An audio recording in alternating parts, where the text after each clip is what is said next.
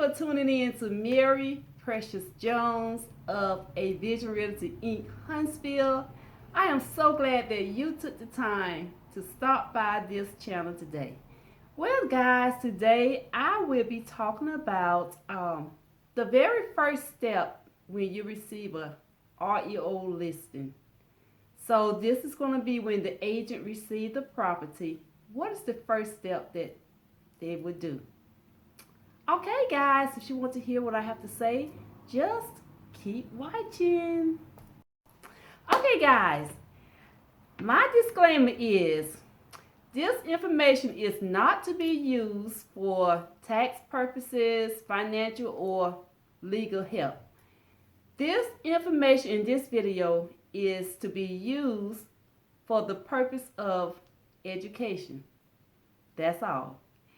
If you need legal help, you need to seek legal help because I am not an attorney.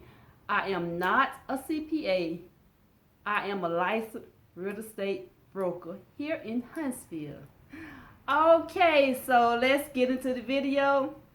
Once again, thank you guys for stopping by. I really do appreciate that.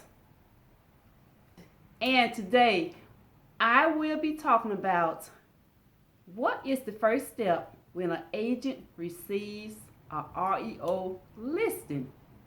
Because I know a lot of you guys are wondering, how does this process work? I even had an agent to ask me, how do you do the REO listing? Okay, so let's begin. When you first receive an REO property, you have to be, one of the affiliate with that particular bank or that lender. They're not going to just send anybody property. Guys, some of them, they make you go to school. You have to take classes. You have to pass the class, okay?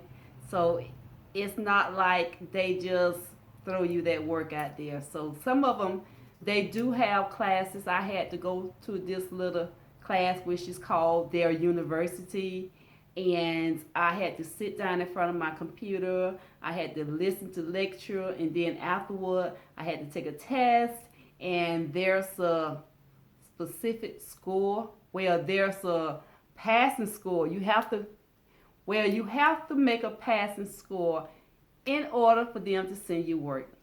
That is the preparation before you receive the REO listing, okay? So now let's get in that first step. After you receive the REO listing, and they normally comes across your desktop. Now you have a choice that you want to accept it or you want to reject it. Now, if you are new, you don't want to start off rejecting REO listing unless they out of your reach. So you just don't want to fool with the maintenance of it, because there are maintenance in an REO. So once you receive that order, you're going to reject it or you're going to accept it. Let's say that you accepted that order. So you accepted that order and you agreeing to their contract per se, or their listing agreement, which is still a contract between you and the lender, the bank that sent you the property, or the access manager, whoever sent you the property. Well, they give you so many hours to go out there and verify the occupancy of the property, okay? So once you go out to the property, you're just going to drive by. Don't put up in the yard, okay? Because someone could be staying there. You just don't know what's going on. So never put up in the yards on your first visit. Your first visit is like what I call, it's like observation. You are going to drive by the house slowly, but at the same time, you are trying to look over at the property as much as possible to try to gather as much information as you can, okay? That's all you are doing. You just going to verify or try to verify to see if the property is vacant or is it occupied, okay? So And one of the ways that you can tell if the property is occupied is like the number one, you're going to drive by there. You're going to look for any type of lively movement, like if there's like cars in the yard, there are people in the yard, the doors are open, you can actually see, through the house, or you can see people moving around in the house. Or if you go by there, like say one night, and you see the lights on, the porch light on, the interior lights are on, that will help you verify if the utilities are on. You call here is the Huntsville utility. So you will call the Huntsville utility.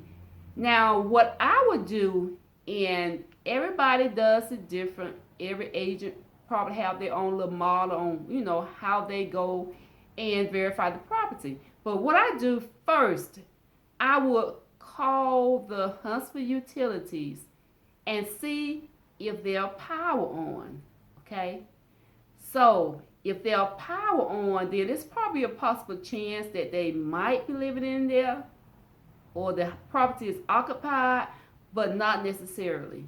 Now, if you go, say like during the winter month and it's cold, or you call and the utilities are not on, then it's kind of impossible for someone to stay in the house unless they, got kerosene heater. But anyway, we're not going to get into that. So once you verify the utilities, and then you proceed on. So once you drive by that house and you don't see any movement, there's no indication of someone living there. You see the sales paper piled up in the yard, or if you can glance at the mailbox, if you see a stack of mail in the mailbox, or a lot of mail on the porch. So those will give you some type of indication if this property is occupied or not. But your first visit is not to go and try to contact the owner, because the lender only wants to know at that particular time, is the property occupied or is it vacant? And once you gather that information, if you think that it's vacant, then you come back and you let your access manager know. One of the number one ways that you can find out if a property is vacant or not, if there are neighbors out there in the yard, across the street, near the house, it would not hurt you to just stop and talk to the neighbors. Ask them, is this property at 123 Long Way vacant?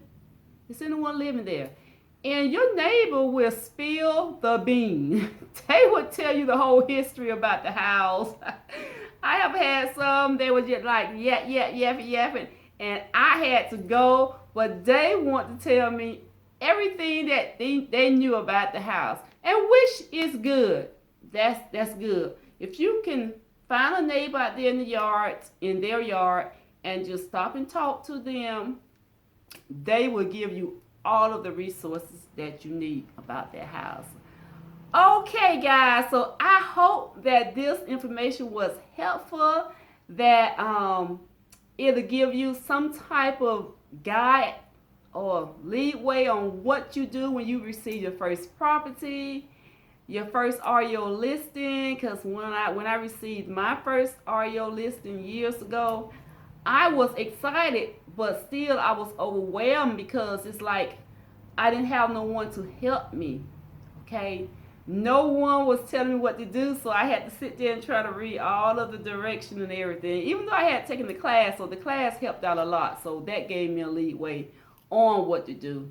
Okay, all right, guys, so if you need me, I will have all of my contact located in the description box below. I prefer you to call me, text me, or email me. Call me, text me, or email me. Okay?